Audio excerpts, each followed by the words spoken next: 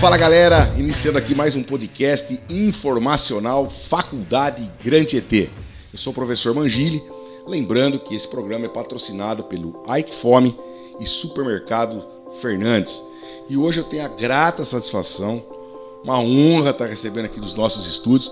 Eu vou tentar pronunciar o nome dele, porque não é fácil o nome do menino. A agenda dele não é para qualquer um, né? Um grande amigo aqui, consultor, empresário, empreendedor, visionário, um pouquinho mais louco do que eu, assim, só para vocês entenderem. Hugo Rojo. Acertei, Hugão? Isso mesmo. Hugo, obrigado pela sua participação aqui nos nossos estúdios. Grata satisfação de recebê-lo aqui. Não tem palavras para agradecer você estar aqui fazendo um bate-papo. Eu que agradeço o convite, uma alegria poder estar aqui. Atendi prontamente o convite da Faculdade Grande ET. A veia de professor, né? Sou professor também há muitos anos. Aí, professor também, né? Então, a veia de formar profissionais melhores do que eu, né? Eu falo que esse é meu propósito de vida, né? Formar profissionais 10 vezes melhor que eu. E você sempre falou isso, né, Hugo? Sempre Engraçado falei. que não é agora que você está falando isso, né? Faz muito tempo. Conheço você há um bom tempo e é sempre essa vertente. Hugo, dentro dessa fala sua aí, professor, empresário, empreendedor, foi consultor há muitos anos aí de uma grande empresa. Nos bastidores aqui está com 3 empresas e dorme que hora, né? E agradecer também a Gabi, ela não quer aparecer, mas a esposa do Hugo que está aqui nos bastidores também aqui junto com o Lê. Como é que faz para dormir? Dorme? Como é que é, Hugão? Como é que é essa história sua aí? Juntou 3 empresas com um filho de 1 ano e 9 meses, mais uma esposa e 2 cachorros. Não dorme. Daí fica aí difícil. Não dorme. Aí não dorme. Aí você conta esse segredo para nós aí, porque nós precisamos saber como é que é, né, Gabi? E aí, Hugo, como é que tá? Como é que foi essa transição? Você estava numa grande empresa, você fica à vontade de falar aí, né? E aí acabou partindo, o Hugo também, né? Se eu for falar o currículo do Hugo aqui, gente, vão uns 3 programas. Não vai dar tempo de falar, né? Mas o Hugo também é professor na área de marketing, conceituado. Estará com a gente no próximo Café Empresarial, dia 22 de outubro. A gente vai deixar o link para você fazer sua inscrição aí. E aí, Hugo, como é que foi essa mudança, essa transição, esse pulo, esse trampolim? Foi alto, né? Foi uma mudança alta, uma decisão que não é tão fácil de ser tomada, né? Eu trabalho com marketing há 20 anos e desses 20, 10 eu trabalhei como consultor de marketing e vendas no Sebrae, né? Aqui na Regional de Bauru. Então, 20 anos? Não, no Sebrae você trabalhei ficou 10 anos no Sebrae. 10 anos no Sebrae. 10 anos no Sebrae. Com profissão 20 anos já. Com profissão 20. Deu para aprender um pouquinho, né, Hugo? Deu para aprender um pouquinho. Já atendi mais de 3.600 empresas e já capacitei mais de 8.000 executivos e empresários, né? Nas áreas de marketing, vendas, negociação, né? Caramba. Então deu para conhecer um pouco do mercado, né? E daí, de um tempo para cá, o meu coração empreendedor começou Sempre teve, né? a me chamar, né? A viver o meu próprio DNA. E em maio, depois de uma negociação longa lá com o Sebrae, né? E então em maio realmente... Não foi fácil deixar os caras, deixaram você sair quase, né? Foi um ano de negociação lá, mas... Acabou dando certo. Deu certo. Sou muito grato ao Sebrae, né? Tudo que me proporcionou. Então, em termos de vida, em termos de conhecimento, trabalhei com pessoas incríveis lá. Então, sou muito grato mesmo, né? Agora é, de outras maneiras, levar esse conhecimento adiante. Legal. E tem uma frase, vou parafrasear uma frase do Hugo, que eu sempre admirei ele falando isso, que é que você vê a ética profissional, né? Ele fala assim, eu quero capacitar as pessoas para ser 10 vezes melhor do que eu, né?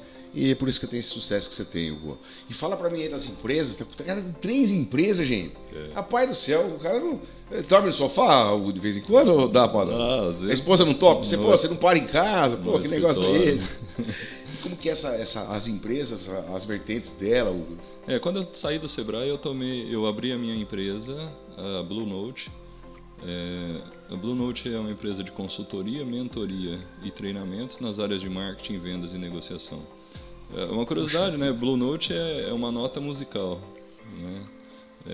Você toca instrumento também, né? Eu sou baixista e estudei por um tempo num conservatório e a Blue Note é uma nota... Não, eu vou fazer o seguinte, fala então o que você não sabe fazer, fica mais fácil. Porque tudo que você faz a gente já sabe, o que você não sabe fazer. é fritar ovo, ele não sabe fritar ovo. Não, pior que sou eu que cozinho, né, Olha lá, então, poxa, então, fechou.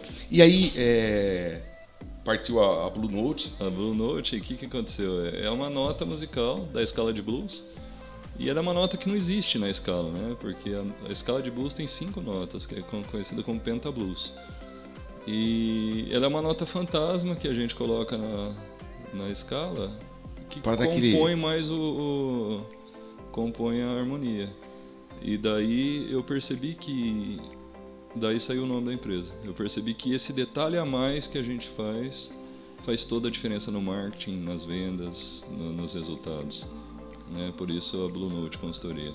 Legal. A partir da Blue Note, eu conheci um empresário, o Guilherme, que hoje ele se tornou meu sócio. E ele me apresentou um projeto, a gente embarcou juntos num projeto chamado Meta de Vendas. Né? O Meta de Vendas... Meta de Vendas. Meta de Vendas. Uma startup focada na estruturação do departamento comercial. Né? Então, a gente traz uma metodologia aprimorada, uma metodologia americana do Aaron Ross, do livro Receita Previsível, Hipercrescimento, né? A gente traz essa metodologia para trazer exatamente o que as empresas têm dificuldade, que é bater meta, né? Principalmente pós-pandemia, né? O que está ainda meio... Né? Muito. Se não me falha a memória, em torno de 77% das empresas brasileiras não bateram meta no ano passado. 77%? Não bateram. E daí, assim, isso as empresas que têm uma meta definida, porque a maior parte das empresas nem tem uma meta, tem um número chutado lá, né? Então a ideia é trazer o quê? 3 pilares, né? A previsibilidade, a escalabilidade e a rentabilidade. Então a gente tem uma metodologia que envolve tecnologia, treinamentos, ajuste do departamento comercial. A Meta Vendas também, além disso que você está falando, tem a consultoria em loco na empresa. Tem essa vertente também. Tem, mas é uma metodologia, né? Tá. Onde a gente implementa, a gente desmembra a função do vendedor, né? A gente tem uma ideia que o vendedor é uma pessoa só. Entendi. Mas é como você pegar um mesmo jogador de futebol e você achar que ele vai ser bom no gol, na zaga e no ataque, né? Então a gente desmembra o perfil do vendedor e trabalha com 3 perfis de vendedor. O chamado SDR, ou pré-vendedor. Essa é uma figura pouco conhecida nas empresas. Ela é até mais conhecida em startups, em multinacionais, né? Em empresas de tecnologia. Então a gente traz essa metodologia do SDR, que é um pré-vendedor mesmo, que ele qualifica as vendas. Hugo, aproveitar dentro dessa vertente, até porque a gente, né, tem, graças a Deus, aí nós chegamos aí a 7.000 visualizações do nosso podcast. Agradecer a todos que nos conectam, muitos empreendedores, muitos empresários. Isso é específico para média, grande empresa, micro, pequena, média e grande empresa? Qualquer tamanho. Isso que é legal. Qualquer tamanho. O cara tem um objetivo, uma meta, vamos procurar isso. o Hugo. Porque, assim, principalmente empresas B2B, indústrias, né, ou empresas de tecnologia.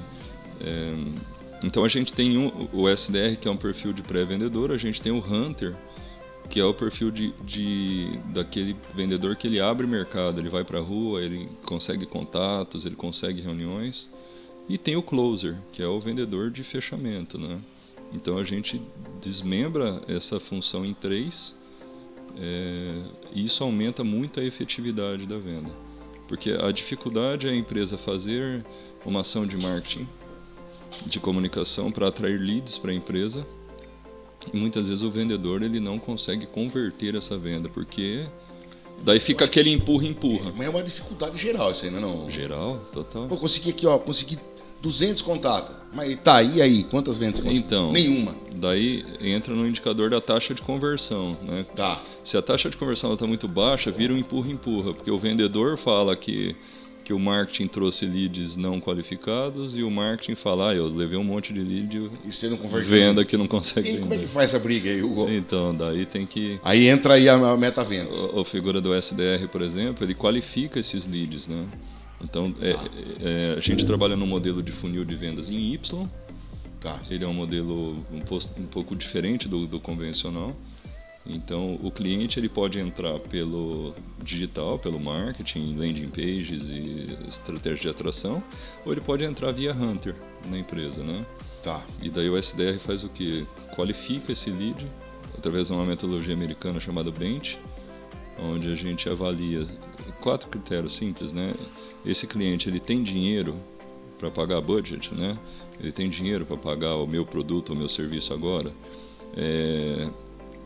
Com quem eu estou falando? É a autoridade? Ele tem o poder de tomada de decisão ou não? Importante também isso, né? Porque às vezes eu estou ali negociando com uma pessoa que vai levar a informação para frente. Então vai passar mais 3 ainda, né? Então, chegar ou seja, o risco dessa telefone sem fio chegar lá na frente e distorcer tudo é muito grande. Senhora. Então a gente tem que falar direto com quem é o tomador de decisão.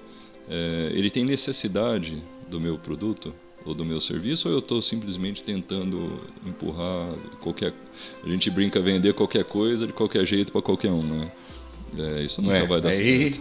O resultado vai ser 0, né? É 0. E daí tem o tempo, né? O temporal. Tá, ele pode ter dinheiro, eu posso estar falando com o decisor, ele pode ter necessidade, mas às vezes ele não vai comprar agora. Eu tenho um monte de negociações que assim, eu vou comprar daqui 2 meses. Eu preciso estruturar essa semana mesmo, né? Eu tive numa reunião com um empresário grande, né? E ele falou, eu vou demitir meu departamento comercial inteiro. Ele tem 2 vendedores. Ele falou, vou demitir os 2. Eu já acionei o RH, vou contratar outros e daí eu vou te contratar. Então, ele falou, o nosso acordo está fechado, mas primeiro eu vou fazer esse movimento, né? Então, assim, é entender mesmo. Tá. Bom, peraí, você falou só de 2 empresas aí, veio a terceira. Agora tem a terceira. E daí fora as outras que ele não falou ainda, né? O que acontecia, né? O Guilherme, meu sócio, ele tinha uma agência de growth marketing chamada Algoritmos, lá em Maringá, né? Tá. Então ele encerrou as atividades de Algoritmos.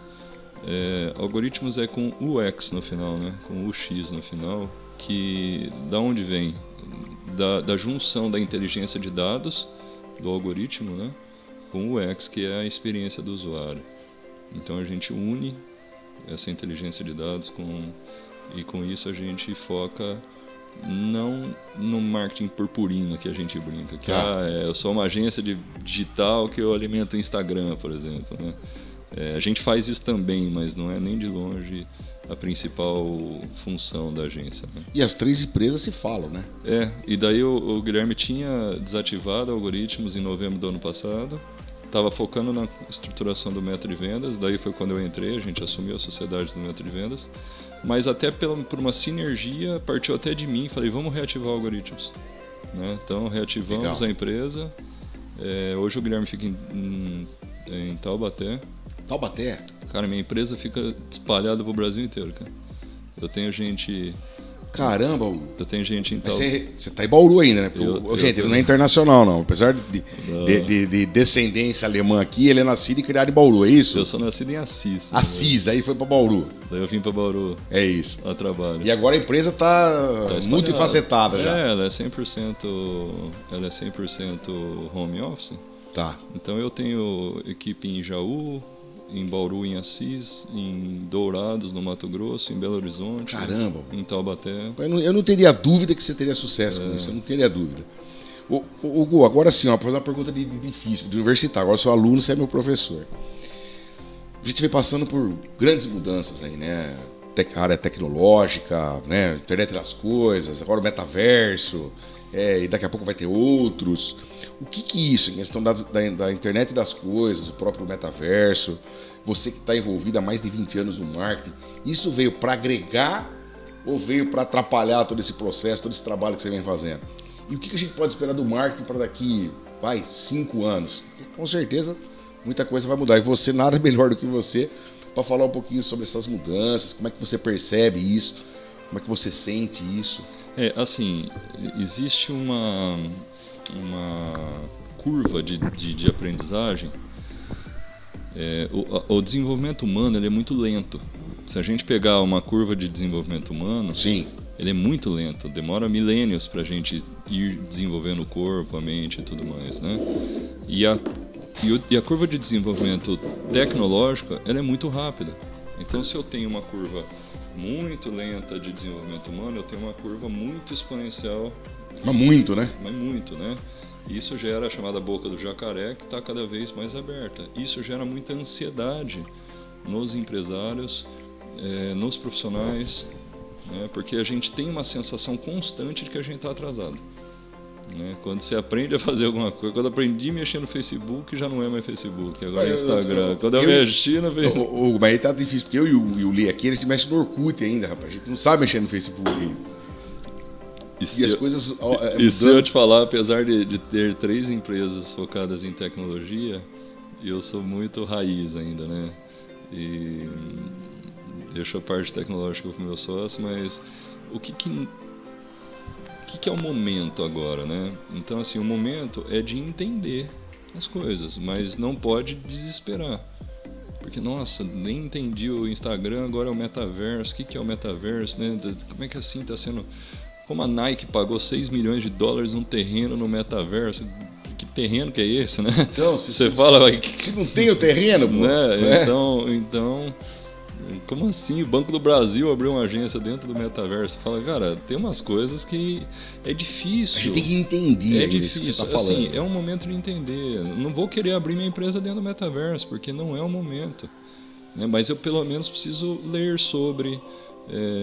pelo menos ter uma noção do que... Hugo, eu vou viver no metaverso ou eu vou viver no mundo real? Então, Peraí, como é que é isso? Né? Porque daí existem muitos, né, muitos youtubers e gente influencers aí que acaba fazendo um desserviço mesmo, né? Sim. De apavorando os empresários, aumentando essa ansiedade, essa sensação de que eu estou sempre atrasado, de que, puxa... Né? Tem empresas que não estão no digital. A gente tem, por exemplo, assim, se eu não estou errado também, é menos de 50% das empresas que estão na internet brasileiras. Né? É muito pouco. Hugo, até fazendo um ponto aqui, voltando um pouquinho, quando a gente falou da pandemia aí, que você estava no processo aí, que aconteceu aí no início de 2020, você acha que na pandemia as empresas se despertaram mais para essa questão de eu estar mais evidente no mercado, no site, tem que procurar as redes sociais, porque bastante empresa acomodada também, né? Você vê por esse lado, como é que você explica isso? Não mudou muito. A pandemia não criou nada que já não existisse no marketing. A pandemia, ela antecipou algumas coisas ou empurrou algumas coisas que já deviam estar acontecendo. O home office não era tão assim... Por exemplo, você pega a NRF, né, lá nos Estados Unidos, é a maior feira de varejo mundial, né, ela acontece há mais de 100 anos em Nova York. Né? Então, é muito interessante a gente ver o caminho. Eu brinco, Ricardo, que eu não gosto de 3 termos. Né? Vou usar a cidade aqui. Em Barra Bonita, no Brasil e hoje em dia. Eu falo que eu não gosto desses 3 termos, porque a gente tende a usar esses termos para justificar toda a nossa dificuldade, como se nada em Barra Bonita desse certo. Exatamente. E olha, gente que roda algumas cidades aí, todo mundo fala, aqui o pessoal de Bauru fala a mesma coisa, em Bauru nada funciona. Né? Aqui a gente escuta isso também. E daí normalmente eu falo para os empresários, muda para São Paulo, cara. Tá todo mundo rico em São Paulo. Tá. Todas as empresas estão dando certo. Não tem dificuldade, né? Não tem. Vai lá. Não tem concorrência, né? Todas as empresas estão. Eu falo, lá tá os melhores profissionais, sem dúvida. E os piores.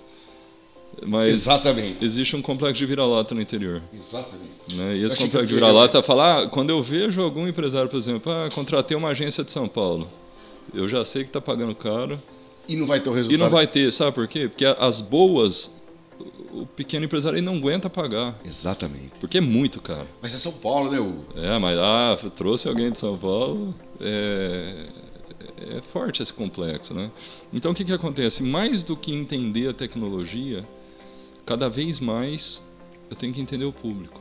E isso é o princípio do marketing desde que existe o marketing. Desde quando você começou lá pequenininho, dando aula. Desde muitos anos, né? O Kotler está com 90 e tantos anos e está escrevendo livro ainda. Quando você tem... Você precisa escrever um livro, só falta isso. Porque o cara tem 3 empresas, cachorro, um cachorro, né? 2 cachorros. 2 cachorros.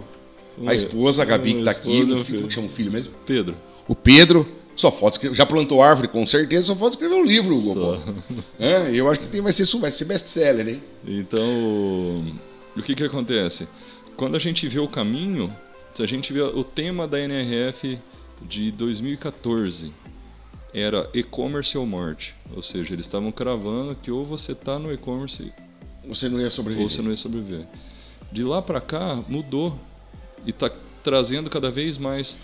De repente, em 2019, vem o conceito de digital, né? do físico mais o digital, da experiência, de melhorar a experiência do usuário na loja física, da humanização, da comunicação. Né? O Kotler, quando fala lá do marketing 4.0, que ele fala de relacionamento.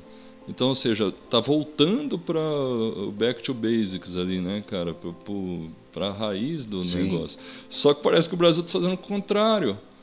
O Brasil agora está querendo ir todo para o digital e esquecendo que os clientes são seres humanos. Sempre vai ser focar o cliente, né? E a gente bate muito, por exemplo, na metodologia do Meta de vendas, que daí nós tratamos com leads. E eu sempre falo, o lead, ele é uma pessoa. Ele não é uma linha numa planilha de Excel. Excel, exatamente. Ele não é uma caixinha dentro de um CRM. Ele é uma pessoa. E se eu não trato desta maneira, se eu tratar como linha de Excel, mas se eu trato como pessoa, vira essas ações de marketing pulverizado, que é como quando você recebe lá um WhatsApp que não está nem com o seu nome, sabe? Tá ali, exatamente. Né? Ou os empresários recebem muita comunicação. Você foi sorteado, que você. Sabe? Então, você, assim, você. Que estratégia... Isso a gente chama no marketing de spray and pray. Que assim, é como se você espirrasse e reza. Sabe? Se der certo, joga tarrafa. Você pega peixe... Você joga tarrafa. É? Então, assim... Hoje é possível a gente monitorar o dinheiro em toda a escala dele. Então, para cada R$1 que eu coloco no digital, eu consigo monitorar todo o caminho que ele percorreu. Todo o processo ali. Né? Quanto me custou cada cliente, quanto me custou cada lead, quanto me custou cada coisa. E daí a gente calcula o ROI de marketing. Né? Então, trabalha com muitos indicadores. Só que essa estratégia do spray and pray tem gente usando ainda hoje. Né? Era uma estratégia de 1980, 1970. Né, que a pessoa punha lá um comercial na televisão, ela não tinha controle do quanto ela podia esperar de resultado, então ela rezava. Bom, vamos ver se dá certo. Veio, não veio, muitas vezes não calculava se aquilo... e também entendendo que nem todo resultado de marketing é venda no curto prazo, dependendo do teu negócio. Sim. O cliente ele pode ser sensibilizado, mas ele às vezes vai comprar. Se você trabalha no mercado imobiliário, por exemplo, né? Pode ser que a comunicação caia na pessoa que quer comprar um imóvel agora, mas se essa pessoa não comprar agora, não quer dizer que a tua comunicação foi perdida. Exclui a linha do Excel lá. Não quer comprar, exclui a linha do Excel. Não precisa excluir, porque ela pode ter sido sensibilizada, e daí a gente chama de impactos de comunicação. Quanto mais impactos de comunicação esse cliente tiver, mais essa marca vai ficar na lembrança. E daí quando eu for comprar um imóvel, eu vou me lembrar dessa marca. Entendi. Então, assim, a ansiedade dos empresários de querer o resultado para já é igual... um dia o Estadão me pediu para dar uma entrevista, uma matéria, né? Se panfleto ainda funcionava. E daí eu escrevi, funciona perfeitamente. Poxa, foi bom ouvir isso de você, viu, Hugo? Porque aqui a gente faz panfleto e aqui dá certo para nós. Poxa. Funciona perfeitamente. Pode ser que não dê em grandes cidades, pode ser que não dê. Dá, dentro da estratégia correta. Para nós aqui tem um resultado bastante expressivo, de pessoas que vêm com o panfleto na mão, entendeu? Lógico, vai sair jogando para a rua é uma coisa. É o que eu falo. Se você distribuir um panfleto no semáforo, é um tipo de estratégia. Quando você quer pulverizar na cidade. Sim. Né? Mas vamos dizer que você tem uma loja de roupa de bairro. Não adianta você querer pulverizar isso na cidade, porque dificilmente as pessoas vão se atravessar a cidade. Ali, né? Mas daí é uma estratégia melhor que de casa em casa. Né? Você faz o chamado desenvolvimento em caracol. Você vai ali... Você pega 3 quadras do teu comércio e você vai distribuir o panfleto ali nas casas. Depois você amplia para 5 quadras. Daí você passa um carro de som no mesmo período. Você já gera o quê? 2 impactos de comunicação. A pessoa pegou um panfleto, ouviu um carro de som. Daí você faz uma estratégia de Instagram geolocalizada. A pessoa vai lá, abre o Instagram, vê também a... Poxa, eu recebi o folder, Percebe? ouvi a propaganda e recebi aqui, né? Então, assim, a gente trabalha com essa quantidade de impactos. No digital, a gente trabalha com 5 impactos digitais, pelo menos. Né? Para fazer a pessoa ver a tua marca pelo menos 5 vezes na mídia. Bacana. A partir da 5ª vez, ele já começa a assimilar. Porque acontece, eu falo que é o dedo nervoso, né? A pessoa está com o Instagram ali, ela está com o dedo nervoso, passando para frente, né? Passou uma propaganda. Algo que chama atenção, ou aquela que ela já ouviu uma vez. Exatamente. É Se isso, é a né? primeira vez, ela até vai passar o olho e vai passar reto. Mas a partir da 3ª, 4ª vez, ela já vai começar a perceber. Né? E daí o ajuste da comunicação certa, da linguagem correta. Legal. Galera, você que está aí conectando aí, entrando no nosso YouTube, na nossa plataforma, eu estou falando aqui com o pai do marketing aqui, né? Eu aprendi a falar, Hugo Rojo. Falei certo, Hugo. Isso. Né? Proprietário da Blue Note, é isso? Isso. Metavendas e a Algoritmos. Isso. É isso. Isso. Né? O Hugo aqui, especialista na área de marketing. Hugo, mas você não respondeu uma pergunta que eu vou fazer de novo. Qual é a sua visão sobre o marketing do futuro? O marketing Os do próximos futuro passos, o que você acha que pode mudar? é a volta ao básico. Volta ao básico. É a volta ao básico. Quando o pessoal eles falam do... É interessante, né? Eu sou mais velho mesmo, né? Então quando eu me formei eu tive aula de fotografia, eu aprendi a revelar filme, né? Fotográfico.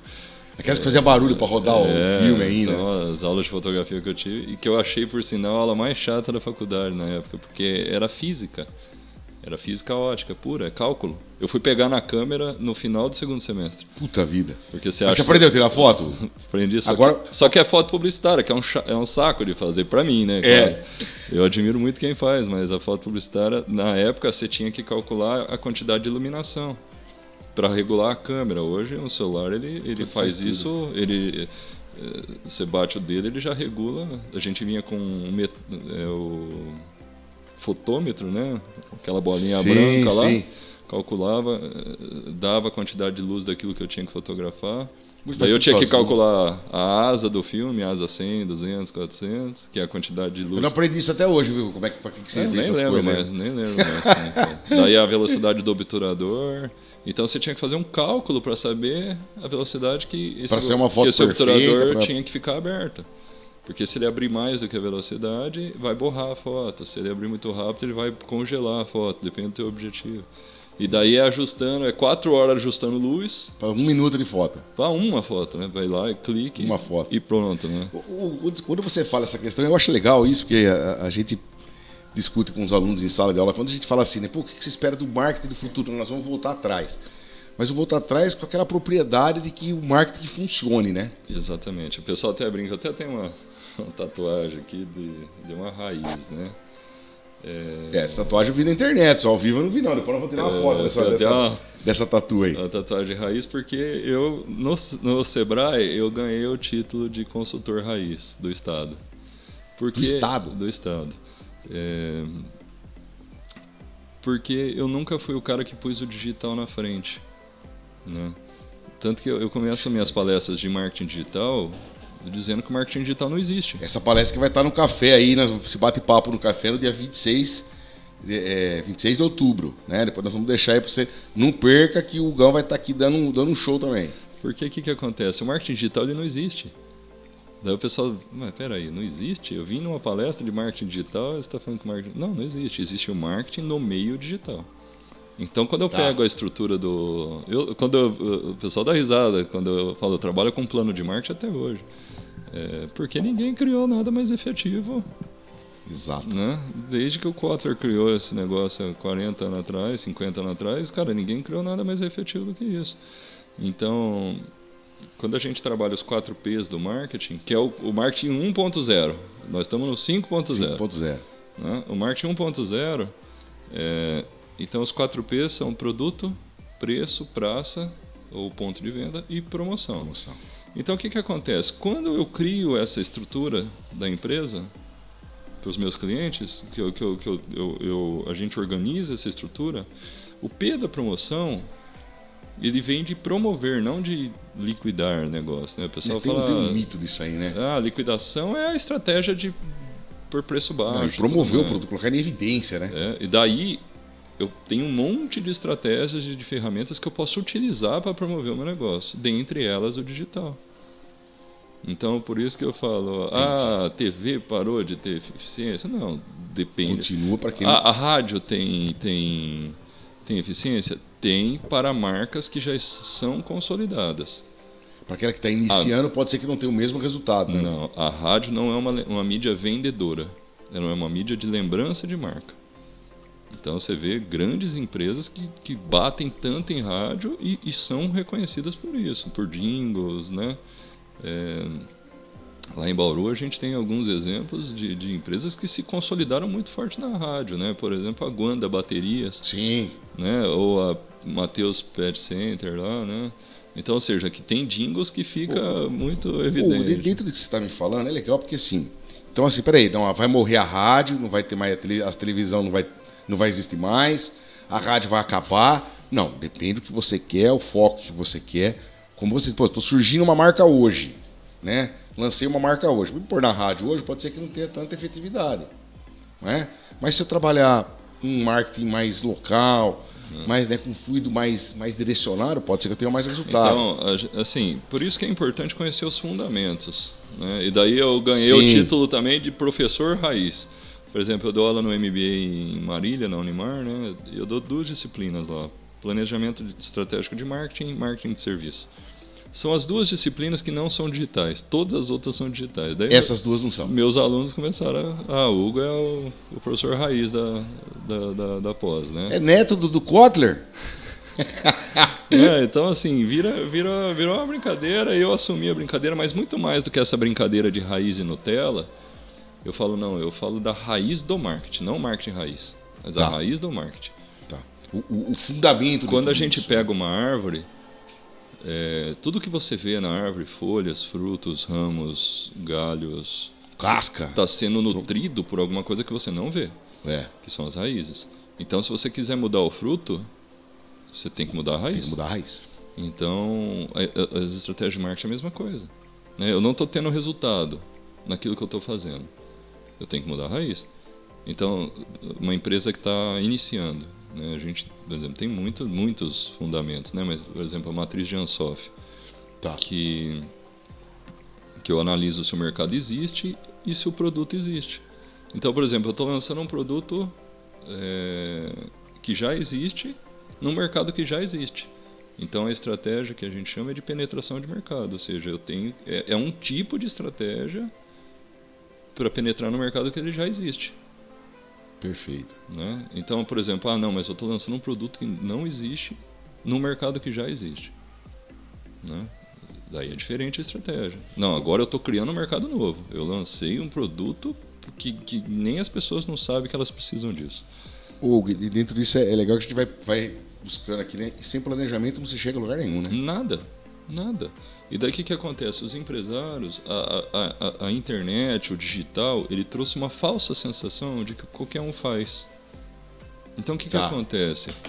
Eu sou formado em publicidade e propaganda. Só que não é uma profissão regulamentada. Então você não precisa ser formado para trabalhar. Percebe? Então o que acontece? A pessoa vai lá e ela... E se acha... daí você tem um monte de aplicativo, um monte de ferramentas hoje... Que edita, que corta, que faz, que monta... né? E daí o que acontece? Mas não tem conceito, né? Não tem conceito. Não.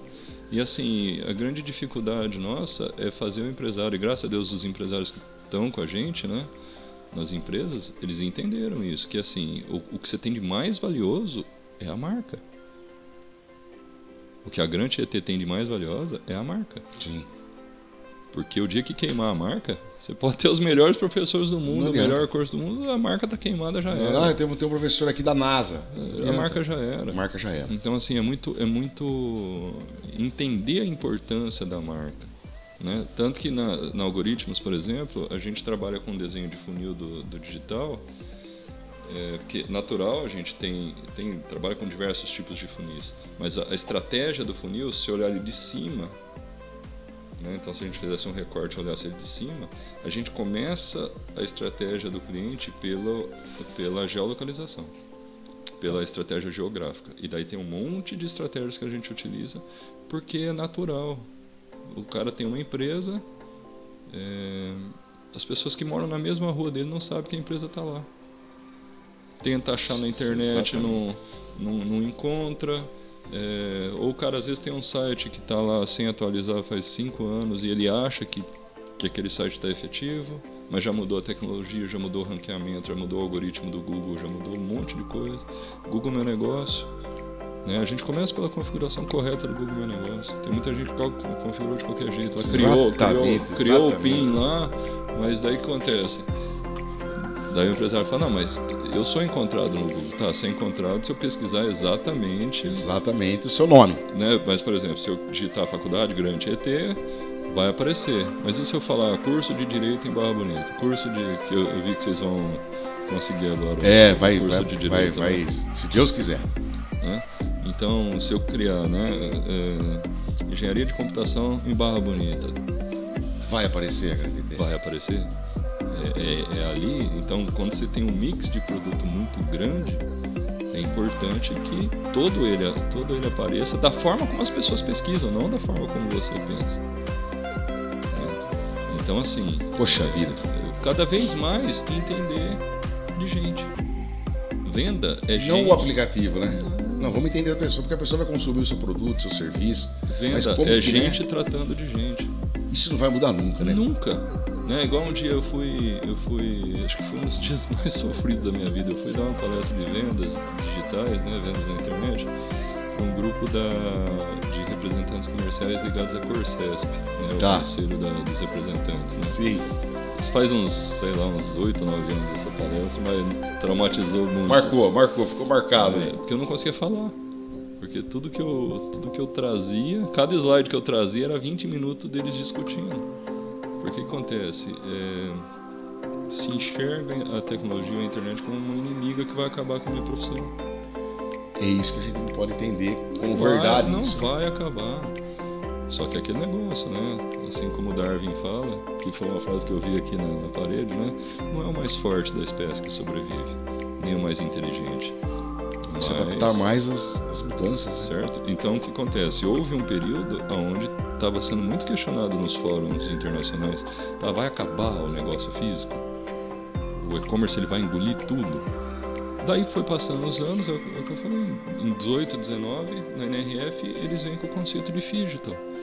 E daí você vê grandes lojas, por exemplo, como a Nike, lá na Quinta Avenida, em Nova York, que tem uma loja exclusiva comprou um terreno de vários andares, onde o que eles te proporcionam é uma grandíssima experiência e você une a experiência digital com o físico. Você tem lugar para fazer, num andar tem uma pista de teste de corrida para você testar o tênis. Ele faz uma avaliação tecnológica do tipo de pisada. Você anda na frente da câmera e ele fala, o tênis indicado para você é esse. É esse. Sabe? Você pega a Best Buy, por exemplo. Eu sou da época do Quixote, Hugo. Eu também sou, amarrado na canela. 2 metros de cadarço, pô. Exatamente. Puta, que legal. Então, você pega a Best Buy, por exemplo. Né? A Best Buy é uma das maiores lojas de varejo do mundo, né? Nos Estados Unidos, fortíssima, né? Concorrente diretíssima da Amazon, por exemplo. O que aconteceu? Quando entrou os e-commerces, eles perderam muito mercado, porque a loja era uma vivência. Era uma experiência dentro da loja para você testar o conhecimento técnico dos vendedores, porque eles só trabalham com tecnologia, né? Mas eles não conseguiam acompanhar o preço da Amazon ou de outros concorrentes. Eles inverteram o discurso. As vendas caindo, a Best Buy quase quebrou. O que eles fizeram? Vamos mudar o modelo do negócio. Chegaram nos fornecedores, chegaram na Dell, na Apple, viu? Eu quero que você me pague, porque a minha loja vai se tornar um showroom onde eu vou explicar o seu produto para o cliente. E aí eu não vou somente vender o produto, porque o produto ele vai entrar na internet e ele compra, mas na minha loja ele vai ter uma experiência, ele vai usar o produto. A minha equipe é extremamente qualificada para para mostrar o teu produto, para mostrar as diferenças, para fazer essa pessoa comprar a melhor coisa e não comprar pelo que é mais bonito, pelo que é mais caro, mas aquilo que efetivamente vai atender. Poxa, ver que uma mudança de posicionamento. Exatamente. Mas é o que eu sempre falo, o que a Best Buy fez? Trouxe o cliente para o centro. Cara, que sacada, né? Porque o que acontece? Se a gente puxa lá de 1800 e pouco para cá, na época da Revolução Industrial, o que aconteceu no mundo, né?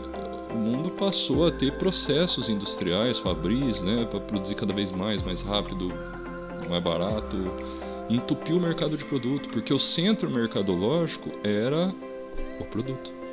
O cliente ele não tinha opção, ele tinha que ir na prateleira e comprar o que estava lá.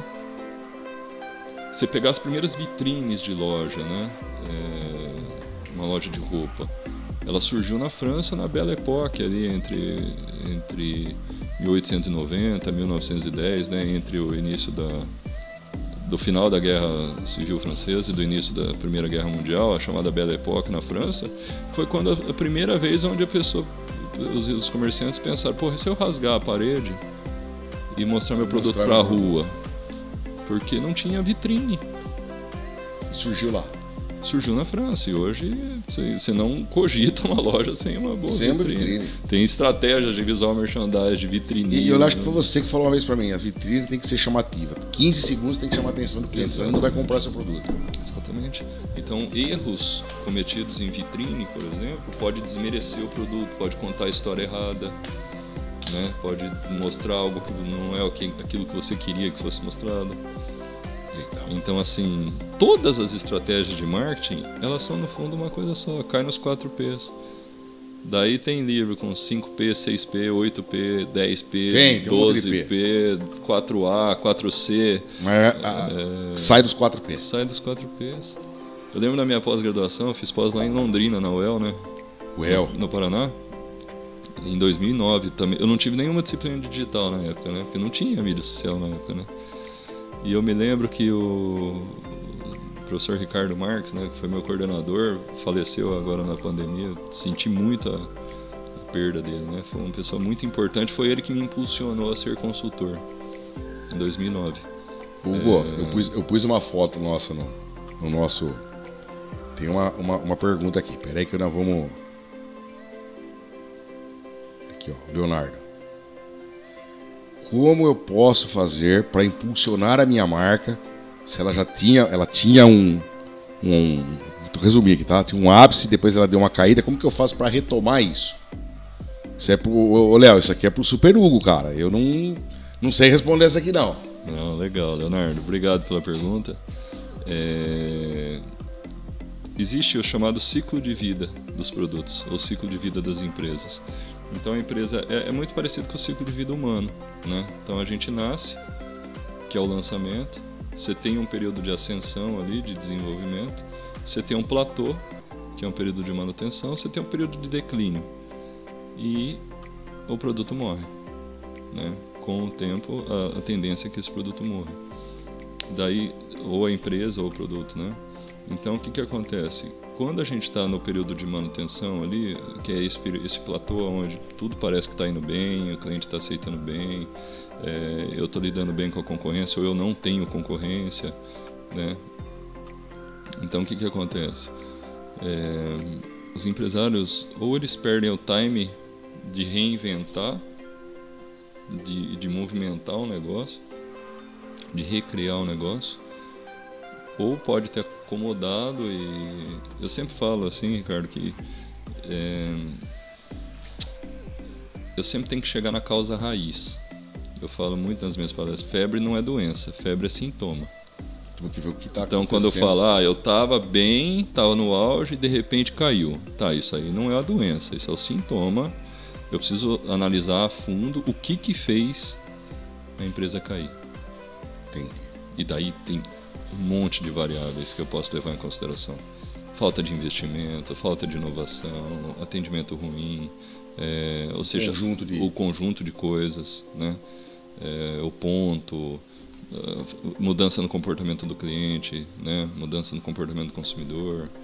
que eu não acompanhei, o consumidor passou a consumir meu produto de uma forma diferente e eu não entendi isso. Eu fiquei brigando, achando que a culpa é da concorrência. Então o que acontece? É muito comum, a hora que dói no bolso, o empresário, ele, puta, tô sem dinheiro no caixa. Daí ele fala assim, vou fazer propaganda. Daí eu ouço muito isso, preciso atrair cliente novo para minha loja.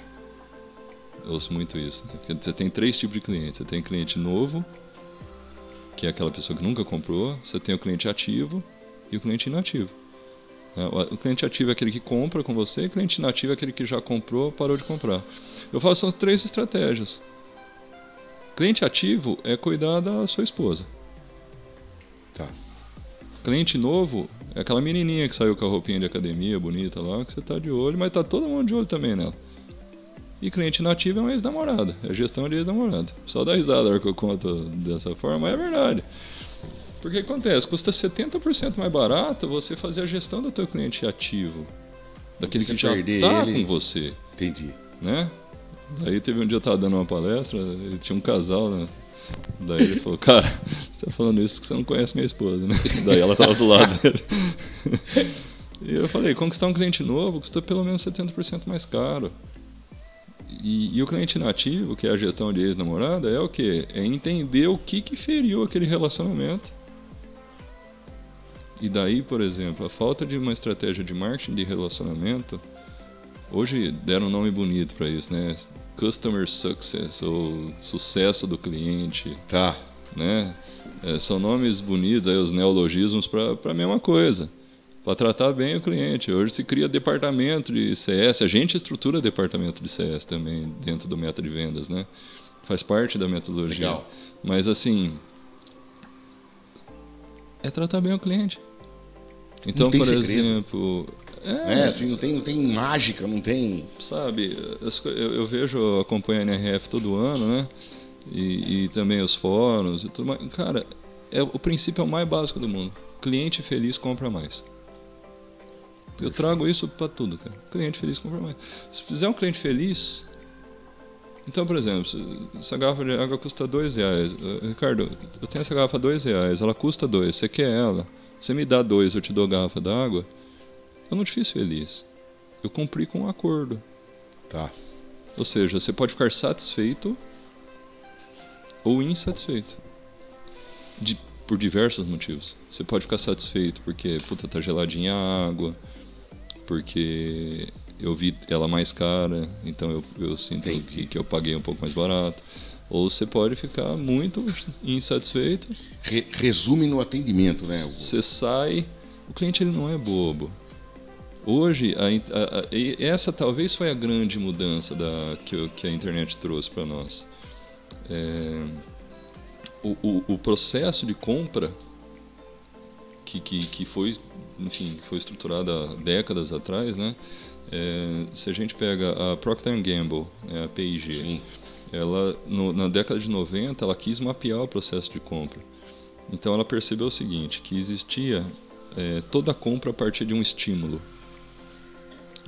Pode ser interno, pode ser externo, toda compra a partir de um estímulo. Então eu estou com sede, eu tenho um estímulo de comprar uma garrafa d'água. Fui convidado para ser padrinho de casamento, eu tenho um estímulo para comprar uma camisa. Entendi. Né? Algo me levou a... Saiu um carro novo, eu tenho um estímulo para trocar de carro. Então, esse estímulo pode ser interno ou externo. E daí eles perceberam o seguinte, que existe o chamado, ficou conhecido como momento da verdade, que é o momento que você está de frente com o vendedor ali. Né? Então, o primeiro momento da verdade é o momento da compra. É o momento que você negocia e você compra. E eu tenho o segundo momento da verdade, que é o momento da experiência. É o momento que você usa o produto ou o serviço. Tá. E daí percebeu-se o seguinte, o real encantamento está no segundo momento da verdade. Porque não basta eu vender. Ricardo, eu tenho essa garrafa de água por R$15. Daí eu te pego morrendo de sede. O que você faz? Putz, cara, tá caro pra cacete, mas eu vou comprar. Vou comprar porque eu preciso da água. Né? Só que você não vai comprar de novo comigo, porque você se sentiu lesado. Sim, sim. Então, assim, com todo o respeito do mundo à palavra, mas se você estuprar o seu cliente numa venda de curto prazo e falar, nossa, ganhei dinheiro nessa volta mais, venda, né? o cliente não volta mais. E isso, né, eu aplico, principalmente nos treinamentos da Blue Note, a metodologia Harvard de negociação. Legal. O método Harvard de negociação, ele fala do efeito multiplicador, né? Isso, a longo prazo, ele é devastador para a tua empresa. Entendi. Porque se você lidar com a ignorância, muitas vezes, do teu cliente, todo mundo já teve essa experiência. De comprar alguma coisa, chegar em casa, olhar e falar, puta, pra que eu fui comprar esse negócio? Besteira que eu fiz. Ou... O Lê faz sempre isso, rapaz. Faz, ele compra, né? depois ele não sabe por que ele comprou. Isso é normal, cara. Show de bola. Todo mundo faz. Então, o que aconteceu? Com a internet, se percebeu que tinha uma lacuna entre o estímulo e o primeiro momento da verdade. Que é o momento onde a pessoa ela vai buscar a informação de onde comprar. Então, por exemplo, estou com sede, tive um estímulo. Aonde eu vou comprar água? Então, o primeiro lugar que eu vou consultar é a minha mente. Entendi. Eu sei que no posto ali vende água, eu sei que no restaurante ali vende água, no supermercado vende água, né? Então, ou eu posso te perguntar, Ricardo, tô precisando comprar uma água, cara, onde você me indica aqui mais perto? Poxa, vai ali que ele é legal, né? Atendimento. Então, aonde eu vou buscar? Antigamente era assim. Eu ia trocar de carro. Eu ia perguntar para alguém que entendia mais de carro, algum familiar, algum amigo. Eu podia comprar uma revista, né, uma 4 rodas ali, uma Auto Sport. Pô, não tem mais 4 rodas. O Lê comprava 4 rodas, não tem mais. Acabou, né? Show de bola. Meu. Então, acontece. Era onde as pessoas elas iam buscar informação. A internet trouxe o que acontece antes desse primeiro momento da verdade, que é o chamado momento zero da verdade. Ou seja, hoje você pega 96% das pessoas que compram um carro, elas pesquisam na internet. Sim. E daí eu vejo o vendedor de carro, já dei muito treinamento para vendedor de carro, e eles falam, poxa, mas o cliente chega aqui sabendo mais do que eu do carro. Eu falei, natural. É o tipo de venda, é chamado de varejo especial. É claro que a pessoa ela vai chegar. Igual um dia eu estava dando uma palestra, tinha um cara que ele era agente de viagens, tinha uma agência de viagens, né? E ele estava bravo pra caramba, porque ninguém valorizava o passe dele, sabe? Ninguém valorizava o serviço dele e tal. Daí ele fala, o cliente chega lá sabendo tudo do destino, e eu tenho que saber tudo de todos os destinos. Daí eu, com toda a delicadeza que Deus me deu, né? Falei pra ele, cara, ninguém mandou você abrir uma agência de turismo, cara. Exatamente. Porque se for só para comprar, eu procuro na internet um preço melhor. Agora, se eu procuro uma agência, eu estou procurando a assessoria. Eu quero que você me fale o que fazer nesse destino. Eu quero que você me ajude. Esse destino tem esse ponto positivo, o outro destino tem esse ponto positivo. Porque tem pergunta nova, hein? Cão. Tem assunto, né? Tem, não, mas, viu? Você acha que você vai vir só uma vez aqui? Você não vai, não. Tem chão ainda. Nós estamos chegando aqui na reta final. Eu queria imensamente agradecer a sua participação. Eu tive que ficar até amanhã conversando aqui. Mas você virá por outras vezes. Queria imensamente agradecer a oportunidade de você ter vindo até aqui, né? Um espaço na sua agenda aí. Sucesso com as 3 empresas, a Blue Note, Meta Vendas, Algoritmos. Nós vamos deixar todos os contatos para vocês aí, para entrar em contato com o Hugo, de repente, um bate-papo, uma dúvida, né? uma consultoria, ele explicar, né, o processo das empresas dele aí, para que possa ajudar você, empreendedor, empresário, né? E tá com ideia de alguma coisa, é só trocar uma ideia com o Hugo, que tem experiência, gente. Tem experiência demais. Hugo, muito obrigado pela sua participação aqui com a gente no nosso podcast, cara. Eu que agradeço, Ricardo. Agradeço aos alunos aí da Grande GT e desejo muito sucesso, né? Que todos realmente voem alto, que possam beber direto da fonte do conhecimento e transformar suas próprias vidas, né? Esse é o desejo do meu coração. Desejo de todos nós. Sucesso para você também. Obrigado. Gabi, obrigado. A Gabi está nos bastidores aqui. Muito obrigado, Gão. Obrigado. Gente, a gente vai ficando por aqui. Até o próximo programa, se Deus quiser.